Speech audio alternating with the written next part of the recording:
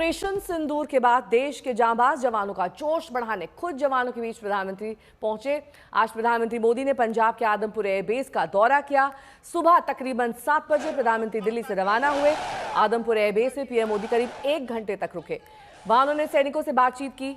Adampur airbase Bharat के उन air force station में शामिल था जिसे पाकिस्तान ने 9 और 10 मई की रात निशाना बनाने की कोशिश की थी।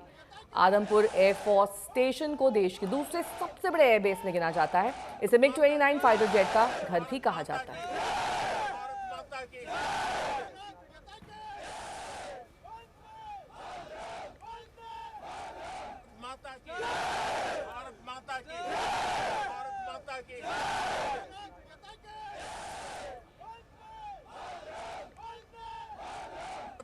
ये जो आप लाल घेरे में दरअसल विमान देख रहे हैं, ये आदमपुर एयरबेस स्टेशन जिसके लिए जाना जाता है MiG-29 का गढ़ ये कहा जाता है। यहाँ पर MiG-29 को लॉन्च किया जाता है और साथ ही S-400 के लिए भी ये एयरबेस है।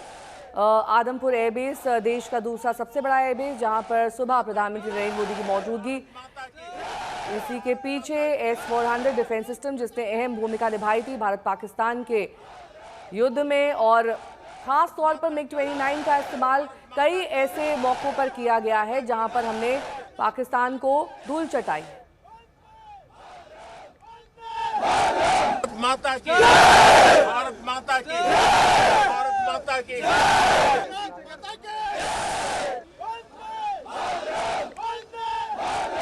माता की, भारत माता की, भारत माता की।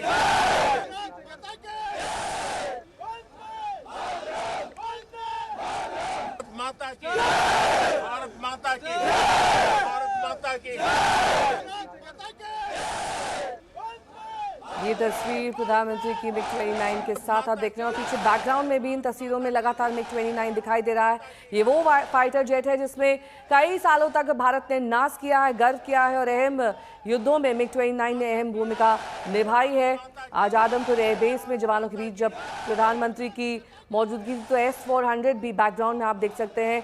ये वो एयर डिफेंस सिस्टम है जिसकी बदौलत इस बार पाकिस्तान ने मुंह की खाई है। हिंदुस्तान ने सबसे ज़्यादा इस्तेमाल S-400 का इस पूरी लड़ाई में जो बीते 3 दिन तक चली उसमें किया, और S-400 और MiG-29 ही आज के बैकग्राउंड में इस पूरी तस्वीरों में लगातार दिखाई देते रहे।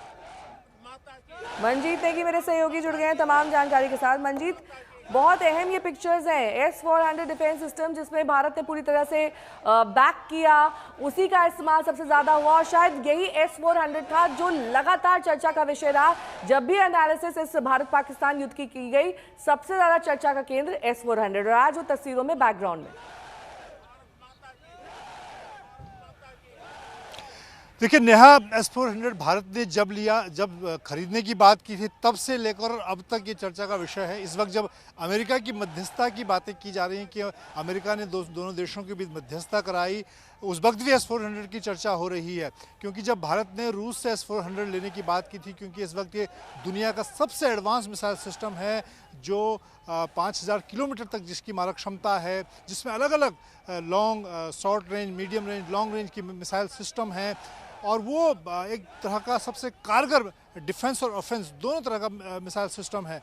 और पाकिस्तान ने ये दावा किया था कि आदमपुर एयरबेस पर पाकिस्तानी एयरफोर्स का जो हवाई हमला रहा है ड्रोन के ज़रिए, मिसाइल के ज़रिए, उसमें आदमपुर एयरबेस पर S-400 मिसाइल सिस्टम को नुकसान पहुंचाया।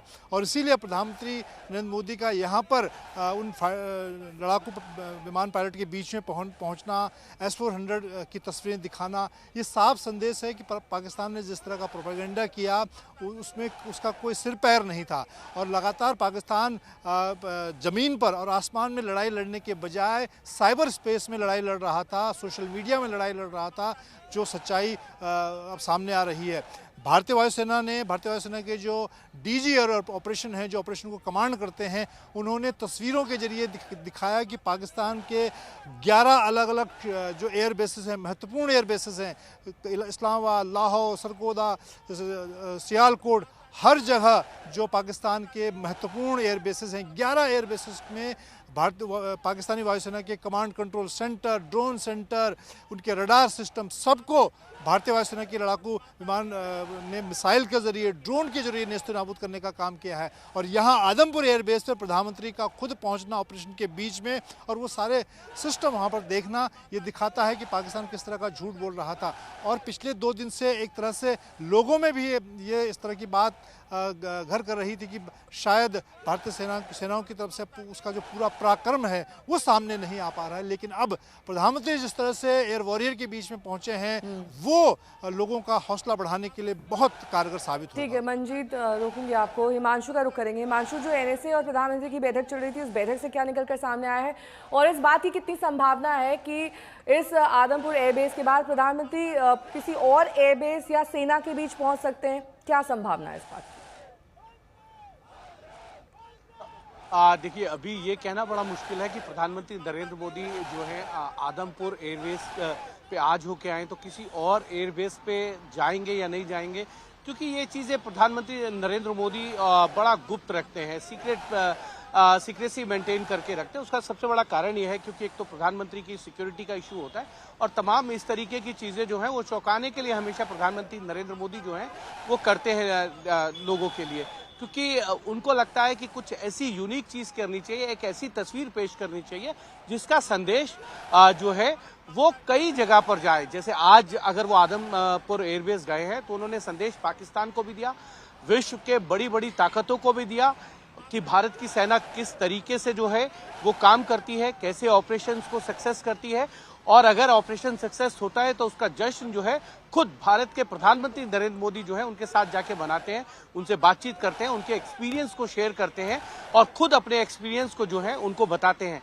और साथ में एक चीज और मैं आपको बता दूं नेहा कि ऐसा बहुत कम देखने को मिलता है कि अगर मैंने पहले भी बताया कि बहुत लंबे समय से मैं जर्नलिज्म कर रहा हूं, तो मैंने ऐसी तस्वीरें बहुत कम देखी हैं।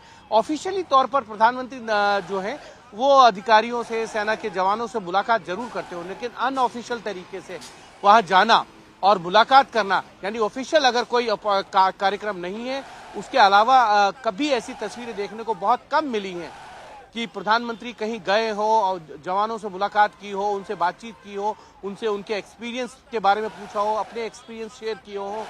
ये चीजें देखने को कम मिलती है और प्रधानमंत्री नरेंद्र मोदी ये समय समय पर करते रहे हैं। दूसरी चीज यह है क्योंकि एनएसए अजीत डोभाल की आज जो है प्रधानमंत्री नरेंद्र मोदी के साथ फिर से मीटिंग की और जो सिचुएशन बनी हुई है बॉर्डर एरिया पे, उसकी पूरी रिपोर्ट्स जो है वो एनएसए अजीत डोभाल ने जो है वो उनके साथ शेयर की, ब्रीफ उनको किया, बताया कि किस तरीके की सिचुएशन है, कैसे सेना वहां पर डटी हुई है, उनका डिप्लॉयमेंट जो है अभी पीछे नहीं लिया गया है, क्योंकि कल जो डीजीएमओ की बैठक हुई थी उसमें क्या बातचीत रही और उसमें किस तरीके से जो है पाकिस्तान का क्या रिस्पांस रहा, दोनों सेनाओं की अगली डीजीएमओ की जो बैठक है वो। हिमांशु और मंजीत इस तमाम जानकारी के लिए आपका।